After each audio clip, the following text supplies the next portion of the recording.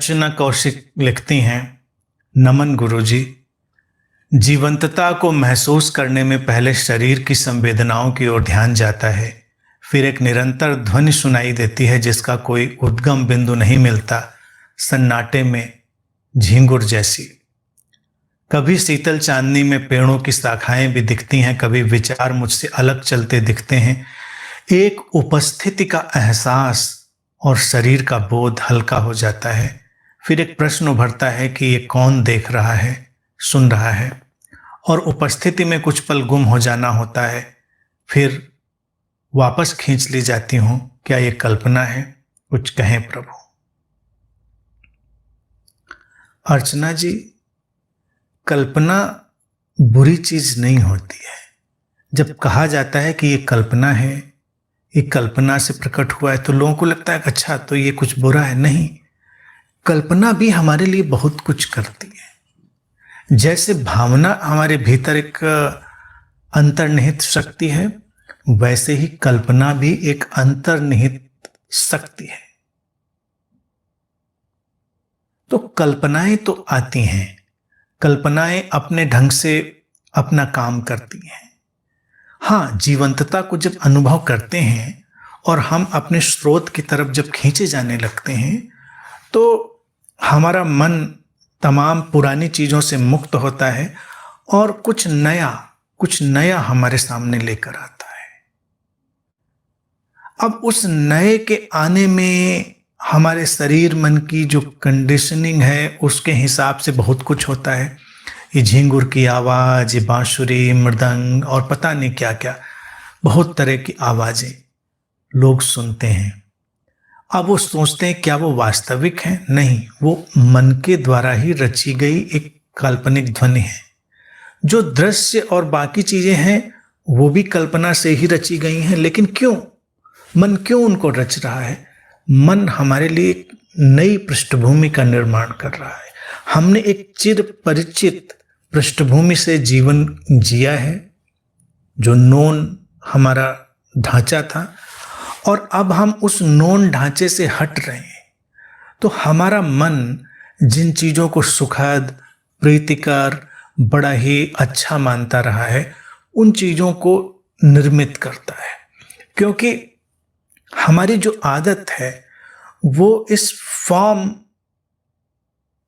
Identity से इतनी ज़्यादा है, और संसार से भी हम जो जुड़े हुए हैं वो फॉर्म आइडेंटिटी से, यानी कि रूप के माध्यम से। और ये अनुचित भी नहीं है, क्योंकि हम अपनी इन्हीं इंद्रियों के माध्यम से ही तो जुड़ेंगे। तो वो जुड़े हैं, तो वहाँ पर आकार हैं, ध्वनियाँ हैं, स्वाद हैं, रंग हैं, दृश्य हैं, तमाम चीज़ें हैं। जितने भी इंद्रियों के अनुभव हैं वो सब हैं वहाँ पर। अलग अलग मौके पर लोग उनको अलग अलग ढंग से महसूस करते हैं। समस्या तब खड़ी होती है जब लोग उनको वास्तविक बनाने की कोशिश करते हैं, उनमें स्थायित्व ढूंढने की कोशिश करते हैं और उनको मिस्टिफाई करने की कोशिश करते हैं, तब समस्या खड़ी होती। अब हमारा मन, जिसने हमारे लिए एक संसार रचा था, वो कोई और संसार हमारे लिए प्रस्तुत करना चाह रहा है, जो उसके हिसाब से ज़्यादा सुखद है, ज़्यादा प्रीतिकर। अब झींगुर की आवाज़ जैसे, तो कई लोग इसको अनाहत नाद और वगैरह वगैरह सब बात करते हैं।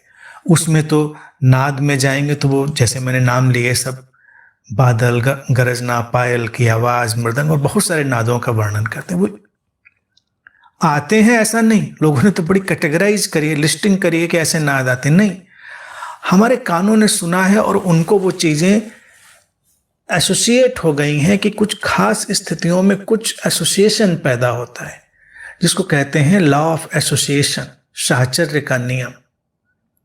हमारा मन निरंतर जो काम कर रहा है वो इस प्रोसेस ऑफ एसोसिएशन से ही चल रहा है, साहचर्य की प्रक्रिया से ही चल रहा है। बहुत छोटी सी और साधारण सी लेकिन महत्वपूर्ण बात है, इसको जरूर समझ लेना चाहिए। अब झींगुर की आवाज़ कब आती है? रात का सन्नाटा, शांति, जब आप कहीं भी शामिल नहीं हैं, कि कहीं भी आप व्यस्त नहीं हैं, तो थोड़ी देर के लिए ऐसा लगता है जैसे सब ठहरा हुआ है, आप अपने निकट आ गए हैं, आप बाहर के कोलाहल से थोड़ा हटे हैं, उस रात की नीरवता में वो जो कहीं दूर झिंगुर की आवाज है वो हमारे कानों में पड़ती, तो वो आवाज और नीरवता का एक साहचर्य बन गया, एक एसोसिएशन बन गया है। हमारा मन अब ये बताना चाहता है कि नीरवता, स्टिलनेस, साइलेंस हमारे ऊपर छा रहा है।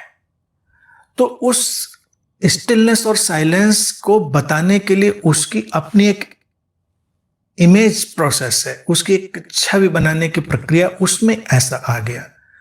वो ठीक है, बाकी शाखाएं, शीतल चांदनी और विचारों का अलग चलना, ये सब चलता रहता है, ये भी उसकी एक इमेजिंग प्रोसेस है हमारे माइंड का।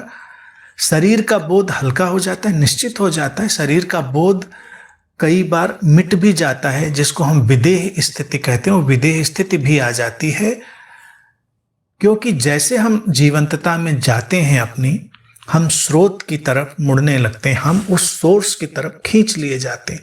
वो खींच लिए जाना बहुत सुंदर है, बहुत अच्छा है, और उसमें ये विदेह स्थिति प्रकट होती है। और जो पूछा कि प्रश्न उभरता है कि ये सब कौन देख सुन रहा है, कौन देख सुन रहा है? The same source, the same consciousness. वो कौन कोई आइडेंटिटी नहीं है। तुमेव वक्ता तुमेव श्रोता, तुमेव कर्ता तुमेव भोक्ता। वही करने वाला, वही भोगने वाला, वही देखने वाला, वही सुनने वाला। दैट वेरी सोर्स, वही एकमात्र स्रोत, वही एकमात्र चेतना। और लिखा है कि फिर वापस खींच ली जाती हूं, तो वापस तो आना होता है। स्रोत में निमज्जित होकर, स्रोत में डूबकर जीवन नहीं चलता। जीवन की व्यवहारिक उपयोगिता के लिए हमको स्रोत से दूर जाना पड़ता है। लेकिन एक बार अगर हम ये जान लेते हैं उस स्रोत के साथ अपने संबंध को, तो फिर हम उससे कभी अलग नहीं होते, विलग नहीं होते, डिटैच नहीं होते। वो एक सुखद, प्रेमपूर्ण, रूपांतरणकारी स्मृति की तरह हमेशा हमारे साथ रहता है। तो अच्छा है, शुभ है, उसमें डूबिए और प्रसन्न रहिए, चलती रहिए।